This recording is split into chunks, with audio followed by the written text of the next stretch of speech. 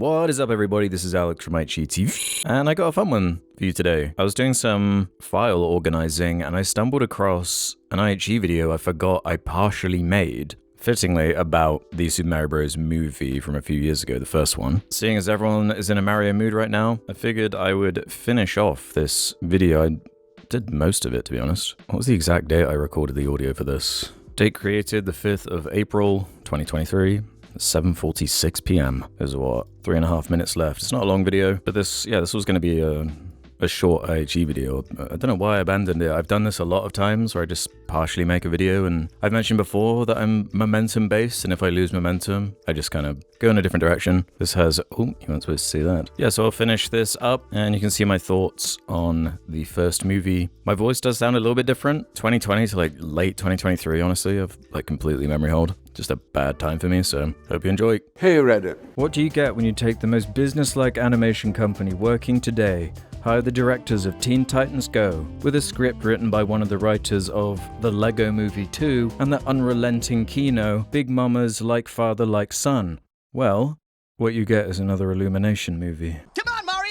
I am a huge Mario fan. I've got a lot of fond memories and nostalgia for the games, playing couch co-op with my brother, adding our own rules like having to eat a grape if you lost a life, but I can remove my affection for those memories and evaluate this movie by its own merits. This is the latest in the video game adaptation onslaught that I've long foreseen coming, and is showing no sign of slowing down. With gaming revenue being 5 times greater than global box office revenue, there's simply too much transmedia profit potential and brand awareness crossover to be ignored. It blends the line between being an advert for a game, a theme park, a mobile game, your childhood, and if you're cool with them turning the endless power and potential of the frame into a game of Where's Mario Waldo, then you might actually like this. In the screening I went to, there was a small child in the row behind me who continuously screamed with glee, saying things like, "I remember that from Mario Galaxy," or "This must be the Mushroom Kingdom," and that's kind of the only purpose of this film, to vicariously experience your childhood through a dense crowd of screaming children. It's not really saying anything, it's not that kind of movie. It's a string of loosely connected vignettes and locations that fans of the franchise will recognize. Look, it's the Penguins. Look, it's Donkey Kong.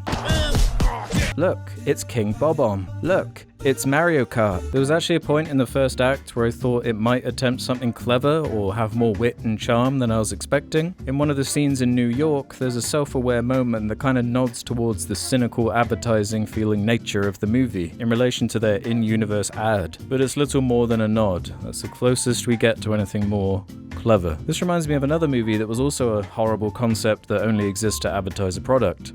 The Lego Movie. Except there, they hired the team who have literally carved out a niche of being the guys who make awful cash grab premises into amazing movies. It's packed full of funny dialogue, clever subtext about conformity, surveillance, sterile perfectionism with relationships and business, a unique visual art direction, original characters and set pieces, and even witty fan service before crossover events and endless references to other franchises was the norm. Here we have the visuals we already know from the games, with a tad more detail to the models, music we already know, jokes we already know, characters we already know, catchphrases we already know. They just couldn't help themselves with the usual Illumination holdouts. Unnecessary pop music interrupting the faithful soundtrack, which was actually pretty good. Multiple overly cute, annoying characters that play up the schmaltz. Catchphrase dialogue, so many annoying characters and performances. With so much fanfare about Chris Pratt voicing Mario, and yes, there is something intrinsically weird and funny about that, but honestly I thought he was fine. This movie has much bigger problems than his performance. Keegan-Michael Key as Toad is the most obnoxious character all round, completely leaning into the tired, "we're best friends now," annoying, overly loud, and shouty sidekick kids movie trope.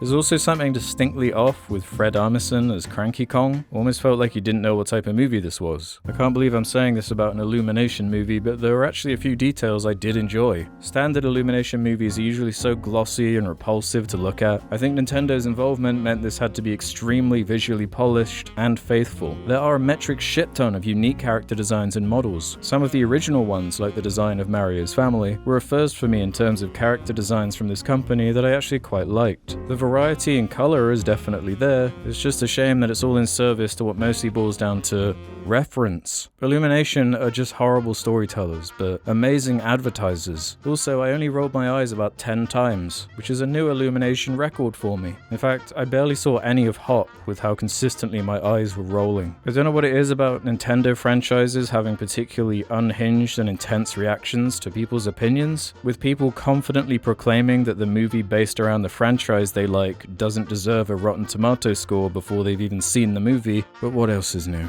Yeah, those nasty critics who couldn't stand the fun of Puss in Boots, The Last Wish, Fantastic Mr. Fox, Spirited Away, Wolf Walkers, The Iron Giant, The Incredibles, Shaun the Sheep the movie. The list of quality children's films that don't need a million caveats is exceptionally long. Just because it's for kids doesn't mean it has to be so... Can we at least be honest with ourselves about this? It's fine to feel nostalgia and get enjoyment from that, but let's not pretend that there's anything more going on here than an hour and a half of Mario fan service that could easily be broken up into 4 or 5 shorts and put on the Nintendo YouTube channel.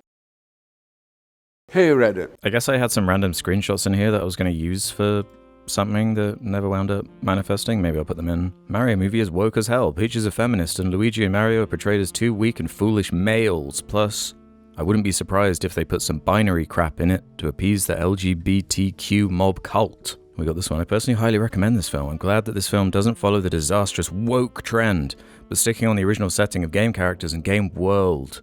I watch it with my family, and we have lots of fun. Hey Reddit.